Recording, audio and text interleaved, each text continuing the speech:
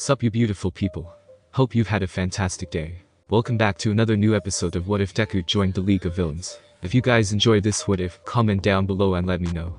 And go ahead and check out other what ifs in the channel after watching this video. Before we get into it though, don't forget to subscribe and leave a like, and also share this video with your friends. So let's start this video. Izuku was currently standing outside what appeared to be some sort of mansion with 1A at the center, to show which class would be living here.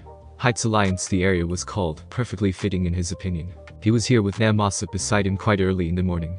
Or rather an hour before the other students would be arriving. They had yet to be informed of his presence, and no doubt it would be quite a shock for them when they did. Izuku, despite having decided to press forward, was nervous. He was re-entering the very society that persecuted him, which drove him to try to commit suicide. In other words, he was in enemy territory, and there's no telling what could happen. Considering the past 2 times that students from UA were assaulted by the League, the security has likely increased drastically, Izuku thought, making it impossible to break in or out. And with so many pros here, there's very little chance of me be able to escape. Am I actually doing this? Izuku unknowingly said out loud. Unfortunately, yes, Namasa replied. He couldn't blame Izuku for acting the way he did. He was going to be spending every day with the person he hated most, and attending a school against his will. That would make anyone angry. Izuku Midoriya, I presume, came a deadpan voice. To his right, Izuku saw 2 figures. The first he recognized as Eraserhead.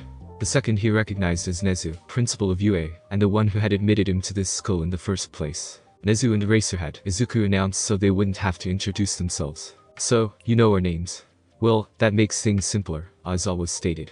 My name is Aizawa and I'll be your homeroom teacher. Izuku made no response to that. Personally, he didn't mind having the underground hero as his teacher. It's a pleasure to finally meet you, young Midoriya, Nezu greeted. I've heard a great deal about you. Before anyone could do anything, Izuku faced Nezu and bowed to him. Not just as a sign of respect, but also as a sign of gratitude. And to you as well. Thank you for saving my life during that battle, Izuku replied. If you hadn't interfered, I would most certainly be dead right now. Izuku had been informed by Namasa that it was Nezu who stopped the mini-pods during Sensei's battle with All Might. He was grateful to the principal for being alive. I should be thanking you. You helped our students out on more than one occasion, Nezu said. But enough about that. We need to get you sorted. So, let's give you a tour of where you'll be living. They all headed into the building where Izuku saw what it looked like for the first time. The ground floor contained a mess hall, a living room, with several sofas, chairs, a flat-screen TV, a kitchen area, fully stocked, bathing and laundry areas, gender segregated of course. Nezu explained where the dorms were and what they contained. These were bed, closet, fridge, toilet, balcony, desk and air conditioning. It was incredibly luxurious by Izuku's standards. You'll be staying on the 5th floor between Todoroki and Iida, Aizawa explained. Any problems with that? As long as I'm not near Katsuki I'm fine, Izuku replied. He's on the 3rd floor so you don't have to worry about him, Aizawa stated. Believe me, we know the full extent of your relationship, so that's why we'll keep you both as separate as possible. Izuku was relieved to hear that. He didn't mind being near Iida since he knew him from Hosu. They arrived at Izuku's room. There were boxes there already, so he was ready to unpack. That's all for now, so we'll let you get unpacked, Nezu declared. Thank you, Izuku said. The 3 figures exited the room, leaving him alone. Seeing as how he had nothing better to do, Izuku started unpacking. When he finished he lay on the bed, which was quite comfy in his opinion. Tired and nervous about what was coming, he fell asleep. I have to get back to the station, Namasa informed them. Please let us know if he gives you any new information. Of course, Nezu replied. Namasa then left. That went pretty well, don't you think? Nezu asked his colleague. It went okay.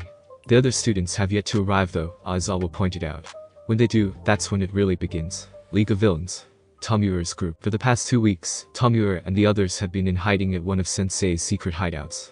An impressive feat all things considered. In addition to the police and heroes, Atrocity's group were now hunting them. It literally seemed as though the whole world was against them, and in some ways, it was. They needed to depend on one another to avoid being caught and to survive. Tomoura wasn't doing so well, unfortunately. Ever since the news about the break-in at Tartarus prison had gotten out, or specifically, ever since Sensei's death had been made public, Tomoura had fallen into a deep depression. He felt sad and broken that the very man who had given him a reason to live in this world again, who acted as a mentor father to him, was now gone. The others didn't know what to do about it. Kurogiri was a different story.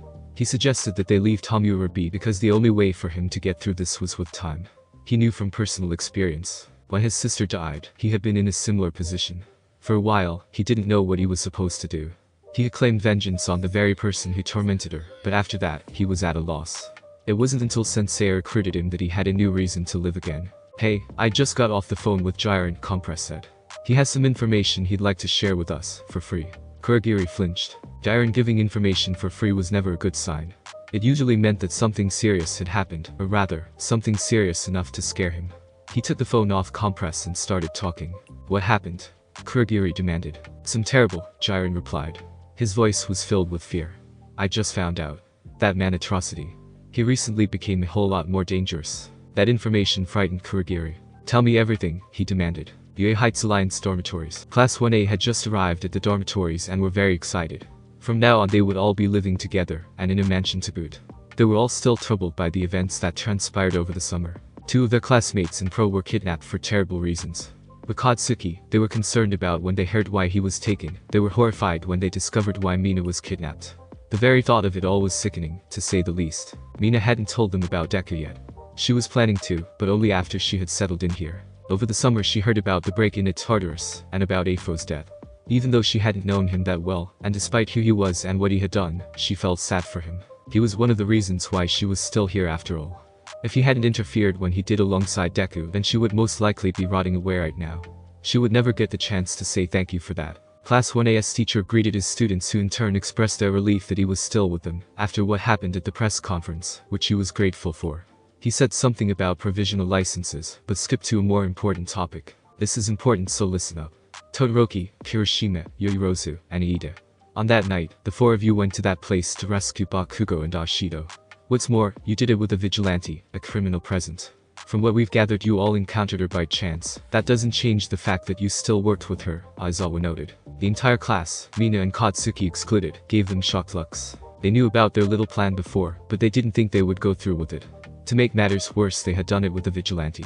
Technically they were heroes, but at the end of the day, they were still criminals. It was also surprising to know that Iida had gone with them, since he was the most against it before. Judging from all your looks, you all knew about this yet did not try and stop it.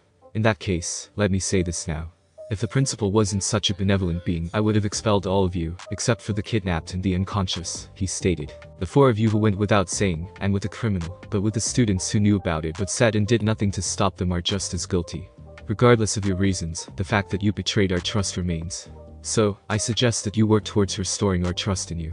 The students nodded in understanding. Now, to move on to the more important issue, Aizawa continued. That caught the students' interest. They wondered what was more important than their great crime. As you all may have seen during All Might's battle with the leader of the League, there was another villain present. One who was under attack by mini-pods and was captured alongside the leader, Aizawa said. The students nodded. They had seen that, but they were more focused on the bigger fight. Why was Sensei mentioning this now? Katsuki scowled at the mention of Deku, since he didn't want to think about him. Mina and Tenyu were curious about why Aizawa was bringing him up. Well, due to recent events, that villain has been transferred here to UA.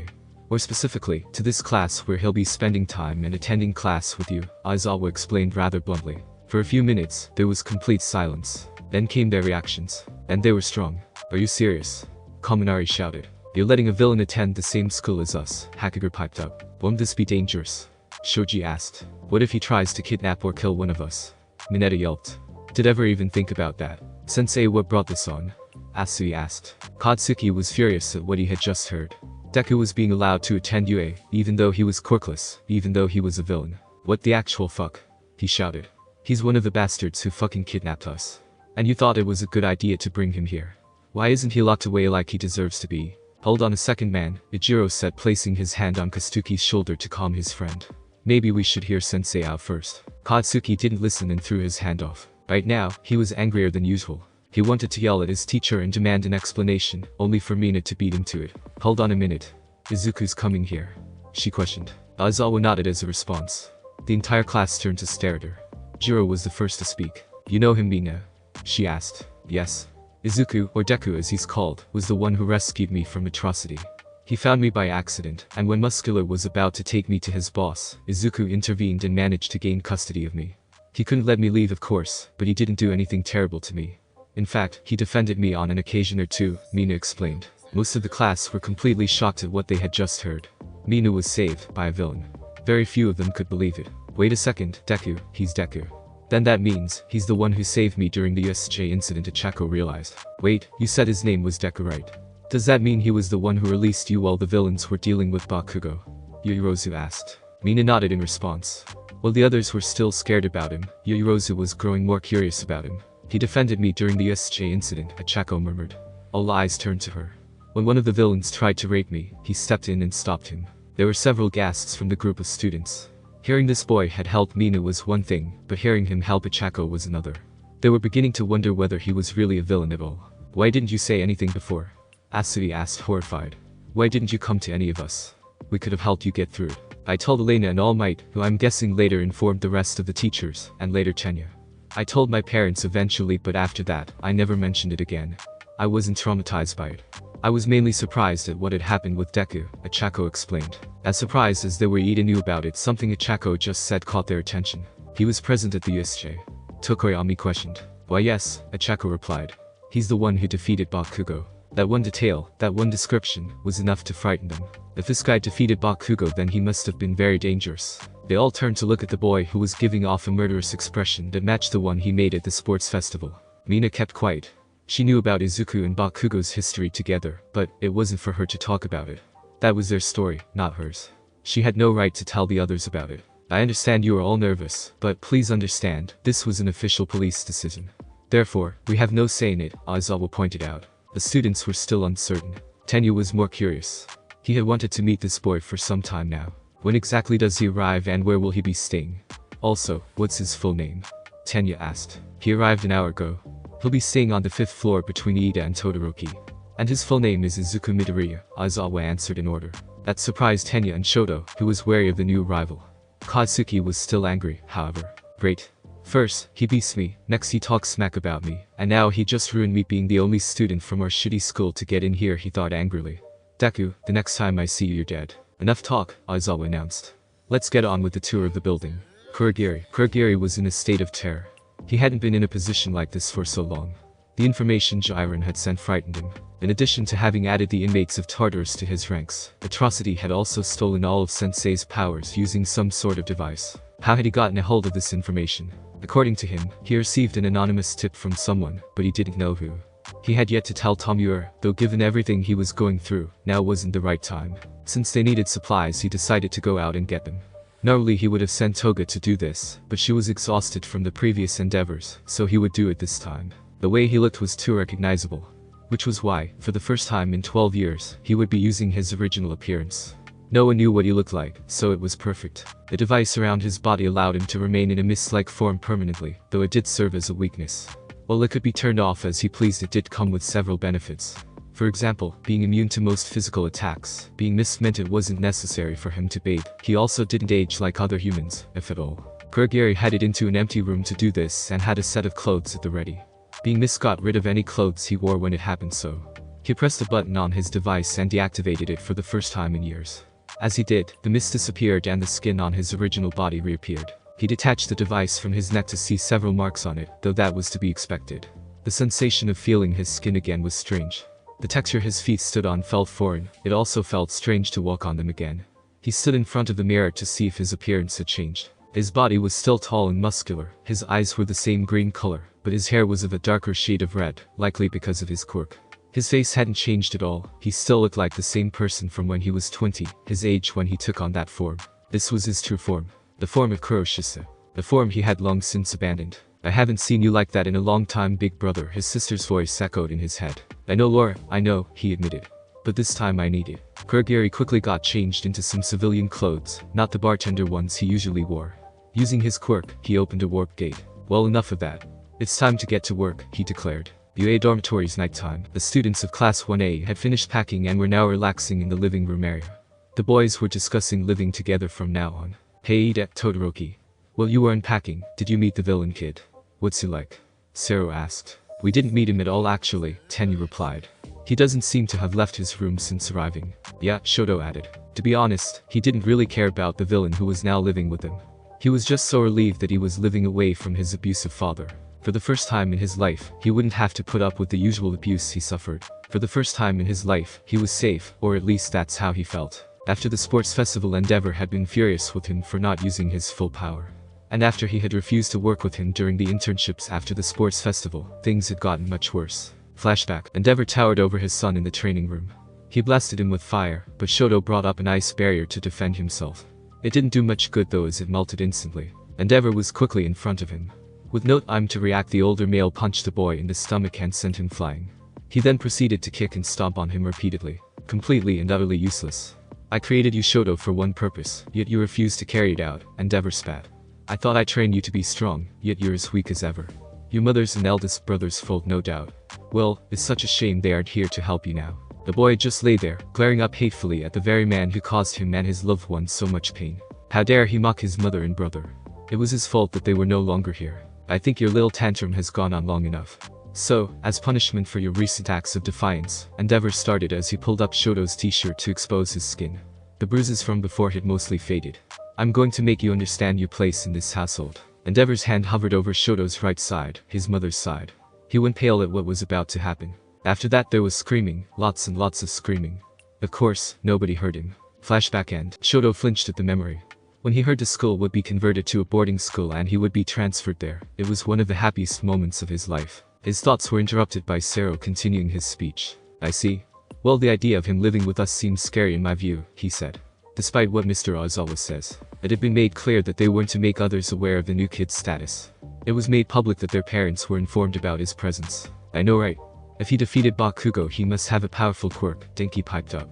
Who knows what else he did for the league? The other males present, excluding Tenya, murmured in agreement. At that moment the girls, excluding Asui, arrived with an announcement. So, we were just talking and it's just an idea, but why don't we have a contest to show off our rooms, Mina suggested. At first, there was some reluctance, but eventually, everyone got into it. Some, Tokoyami, didn't want to showcase their rooms. Minetta's was ignored completely, for obvious reasons. Asui and Katsuki, who thought it was stupid, were resting in their rooms so they weren't inspected. They were all on the 5th floor now, and had just finished inspecting Todoroki's room after Ida's. People were still amazed at how he had just managed to transform his room into a traditional Japanese-style one in one day. They were about to go and inspect the girls' rooms when Mina and Ichako stopped outside Izuku's room. Oh guys, Mina called out. There's one left. As soon as they saw where she meant, their faces contorted into confusion, fear and anger. You're kidding, right? Denki said. You want to look at the villain kid's room? I don't think this is a good idea, Ojiro mentioned. The other students murmured among themselves. He's not as bad as you might think, Ichako said. How can you be so sure? Jiro asked. You've only ever met him once. Twice actually, Ichako corrected. The second time was during our trip to the shopping mall. We bumped into each other by accident and spoke a little. He didn't seem like a bad person. Though, I didn't know who he was then. That came as a surprise to the rest of the students. Izuku isn't really a bad person, Mina told them. And before you say otherwise, keep in mind I've known him longer than any of you have. No one had a counter for that. Tenya knew Izuku from Hosu, and wanted to agree with Mina and Ichako, but decided to remain silent. This is the guy who defeated Bakugo and you want to look at his room. What if he attacks one of us or uses his court to take someone hostage? Mineta yelped. I hate to admit it, but Mineta's right, Kirishima agreed. I get you both feel indebted to him, but that doesn't mean you can trust him. He did attack us along with the other villains during the USJ, Sato added. Now hold on a minute. Maybe we shouldn't be so quick to judge.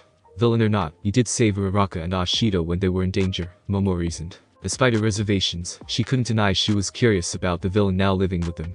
You could hear about villains in class or online, but interacting with one was a different story. They lived the opposite lifestyle to them. You know we're going to encounter him eventually. Why not now? Shoto pointed out. The students murmured amongst themselves once again. They were still uncertain. At that moment, the door of Izuku's room swung open and he stood at the entrance. His sudden appearance surprised the students. He looked at them with an annoyed expression. You know, I'm not deaf, I can hear every word you're saying from in here, he informed them. Personally, he didn't want to interact with Class 1A, but since they wouldn't shut up outside his room, he may as well introduce himself and get it out of the way. Now that that's out of the way, what exactly do you want from me? He asked politely. At first, they didn't know how to respond. That's when Mina spoke up. We were in the middle of a contest to decide the best room, and we were hoping to look at your room as part of it, she said with a bright smile. Izuku's expression changed to a calm one. He didn't have a problem with Mina or Tenya. If that's all, then there's no issue, he answered. However, I should warn you. There's not much to see. He turned on the light so people could see what his room looked like.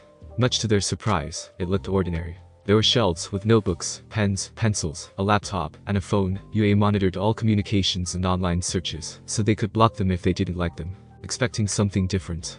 Izuku asked in a dull voice. Honestly, we weren't sure what we were to be expecting, Tenya replied honestly.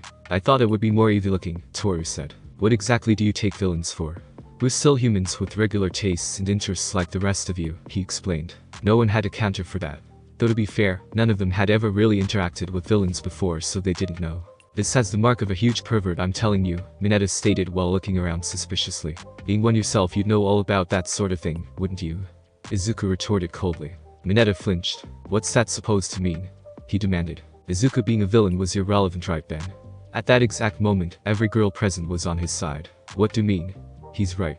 They shouted while glaring at Mineta. The perplexed backed down, intimidated and terrified. Are you all satisfied, or is there anything else I can do for you? He offered. What kind of quirk do you have? Denki asked bluntly. You must have a powerful one if you defeated Bakugo. Izuku tightened his fist. Of course, they would think that. To them, it was the most important thing in the world. Well, time to surprise them. I don't have a quirk, Izuku admitted. I'm what you refer to as quirkless. There was silence. Izuku had anticipated this kind of reaction. He also guessed correctly on the next. Seriously, Kirishima yelled. No way. That's not possible, Siro shouted. The quirkless person beat Bakugo, Denki said in disbelief. I don't believe it. The other students said similar things. Though, there were some exceptions. Tenyu was surprised. I had my suspicions back in Hosu, but I didn't actually think he thought. Shoto, Ichako and Momo had similar reactions. Though they were more impressed with Izuku. Mina had already known, so she kept quiet. It's true, Izuku stated. Ask the teachers if you don't believe me. The students still couldn't believe it. The idea of a quirkless person being able to defeat one of their strongest classmates sounded impossible. Does that mean you beat him using martial arts and weapons? Ichako asked. She remembered to use the taser on one of the villains. Izuku nodded to confirm her suspicions. I still find it hard to believe a quirkless person beat Bakugo, Denki said. Well, believe it because that's what happened, Izuku retorted. It wasn't easy though. That made more sense to them. Is that all, or is there anything else you'd like to know? He asked. Surprisingly, no one had any more questions. I think that's enough for today, Momo said. Perhaps some other time. The majority of students wanted to leave and continue on with the contest. Momo believed he wouldn't be this open with them about everything so soon. Would you like to come with us? Ichako asked politely. The next set of rooms will be the girls' ones. Most of the class didn't like the idea of inviting him to join. Izuku was surprised at the offer himself. He was beginning to wonder if she was curious about him, since it was their first official meeting after all. And my last encounter involved flirting with her, he thought. Wait, why am I thinking about that now? No thanks, Izuku declined. It's been a busy couple of weeks for me and I'm still settling in. Thank you for the offer though. Ichako felt slightly disappointed when she heard that. Mina and Tenyu understood why he was staying and didn't argue against it. The other students didn't say anything and began to move out of the room. It was just Izuku on his own again. He lay on his bed trying to make sense of everything. How did I ever end up in this position? He pondered. The students who walked away had mixed feelings about their new classmate. Some didn't have a problem with him and in fact, were curious about him. Others thought he was dangerous and decided to keep their guard up around him. And others thought they could handle him because he was quirkless. The contest ended with Sato emerging victorious because he made some cake that all the girls loved. There was a conversation between Asui, Ichako, Shoto, Momo, Tenya and Kirishima, where Asui expressed her guilt over doubting their plan to save Katsuki and Mina and apologized. They did the exact same thing for worrying her, thus mending their friendship. After most retired to their rooms and slept till morning, though some remained awake. Izuku couldn't fall asleep. He tried but, he just couldn't. He had a lot on his mind at that moment, and the uneasiness he felt from the situation wouldn't go away. This doesn't make any sense. I've been around dangerous people. I've nearly died many times. So why? Why does being here scare me? He asked himself. He sat up and got out of bed. He looked quickly around the room and decided he wanted to get out of it. He felt trapped there. In a certain sense, this was a prison, and this was his cell. Only it was far worse. Doubting that they punished him for being up late, Izuku went down to the living room area. It was 11, so no one was up, thankfully. He sat on one of the couches and stared outside. It was a full moon outside, that put him at ease. Some nights when he was with the League he wouldn't be able to sleep. This stemmed from nightmares about his past and his near-death experiences. So, to calm his nerves, he'd head up to the rooftop in the building and look at the sky. The city was darker and quieter, which gave it a soothing presence. When he looked up he saw stars that were lit up, and the full moon was shining brightly. It was a truly beautiful sight. Izuku smiled at the memory. It might not have seemed like much to others, but to him, it meant a lot. He was so wrapped up in his thoughts that he didn't notice someone approaching. That person placed a cup on the table, alerting Izuku to his presence. He looked up to see Tenya standing near to him with another cup in hand.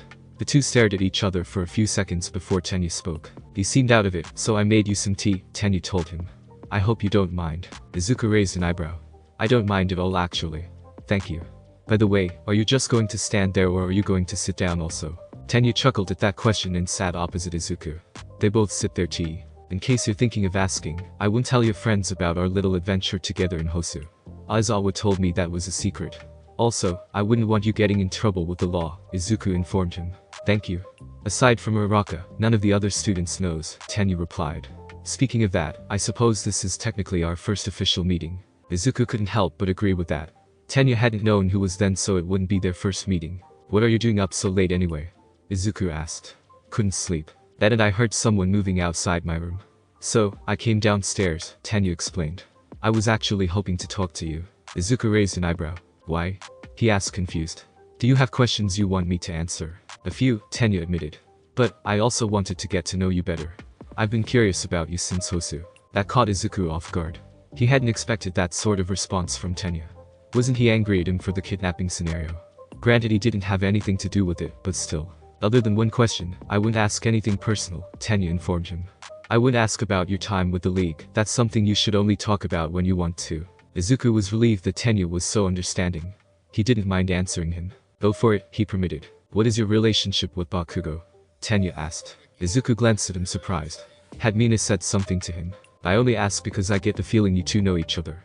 You specifically attacked him during the USJ. Also, during the hideout raid, you didn't attempt to recapture the warehouse with the others. I was there during the battle with the others to get him back.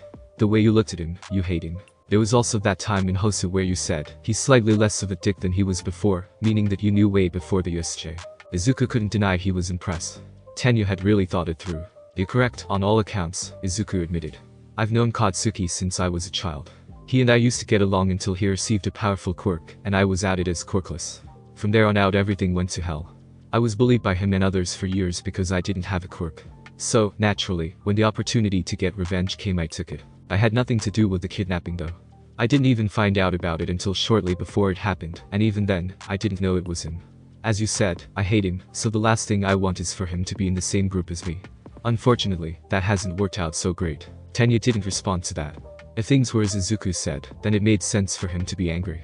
That brought him on to his next question. How exactly are you taking all this? Being here I mean, he asked. Izuku thought about this. Honestly, I don't know. A lot has happened to me recently. I saw Katsuki again and he hasn't changed a bit. I've nearly died several times. I saw my mother again and I saw her nearly die. Sensei, or Afo as you know him, was murdered and I'll never see him again. And to top it all off, I'm here of all places alongside the person I hate most, and people who probably hate me for everything that's happened, he exclaimed. He was really emotional now. Tenya couldn't help but sympathize with him. He had been through a lot. I don't hate you. Neither does Ashido and Uraraka, Tenya reassured him. Those other students, give them time. They just don't know you yet. Izuku felt strange. No one had ever said that to him before. He felt almost relieved, almost. Thanks, and how's your brother doing? Izuku asked, wanting to change the subject. Tenya gazed at his cup sadly. He's doing okay. Still in the hospital but he's recovering, well mostly.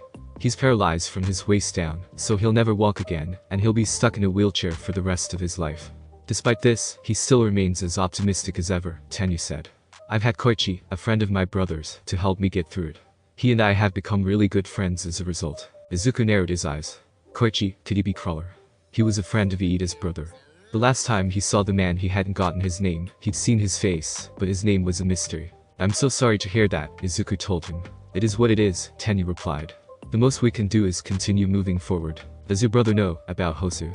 Izuku asked. Oh yes, he knows everything. He berated me for being an idiot and gave me quite a lecture, but pulled me in for a hug while crying. Well, he wasn't happy about what I tried to do, he was relieved that I was still alive. If I had died or killed Stain, he would have been devastated, Tenya said. Izuku could relate to that.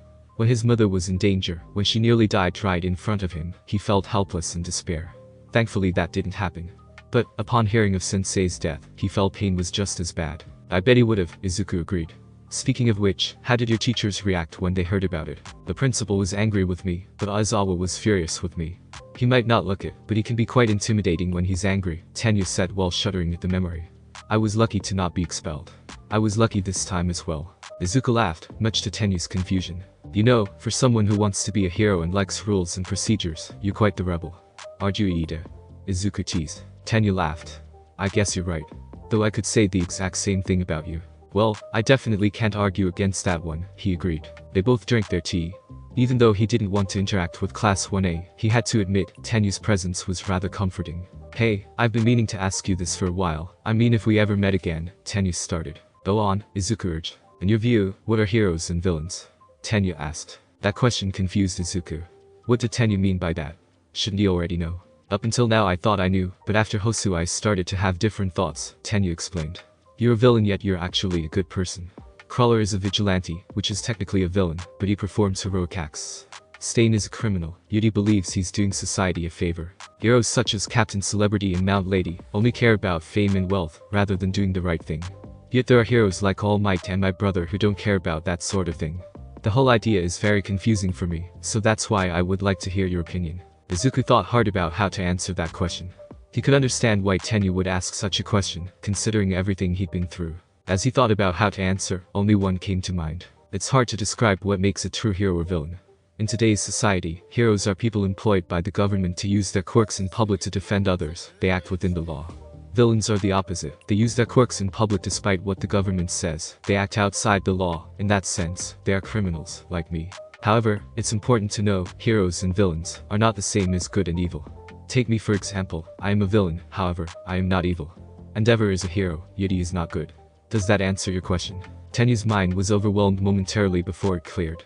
Suddenly it felt like the dots in the back of his brain connected all at once, and everything made sense. Yes, he answered. I never thought about it that way before. Thank you. No problem. A lesson I learned from Kurogiri is that good and evil aren't born, they are made, Izuku recited. Heroes and villains both have something that defines them for what they are. I have. Stain and Crawler do. And I'm guessing you do as well. Tenyu was dumbfounded. That sentence, and that statement. Certainly, they were true. How had he never thought of it before? They sat there in silence for a couple of minutes until they finished their tea. Ida, thanks for talking to me. I feel better now, Izuku said. Tenyu smiled at him. You're welcome. I'm glad I got to talk with you. It was a real eye-opener. The two got up and washed their cups before walking back up. I know you're not happy about being here since you didn't have a say in this, but give it time. You may like it here, Tenyu said. I'm not sure, I'll have to think about that one, Izuku replied uncertainly. One more thing. Bakugo is probably, actually no, scratch that, he will definitely be vocal the next time he sees you, Tenyu warned. Oh, I know he will. I'm ready this time though, Izuku countered. The two both laughed one final time and returned to their rooms where they slept until the next day. Thanks for listening. I do hope you enjoyed. If you want the next part of this video, like, subscribe and comment down below, and turn on the bell notification. And also check out other videos that I have created and enjoy. See you in the next video. Peace.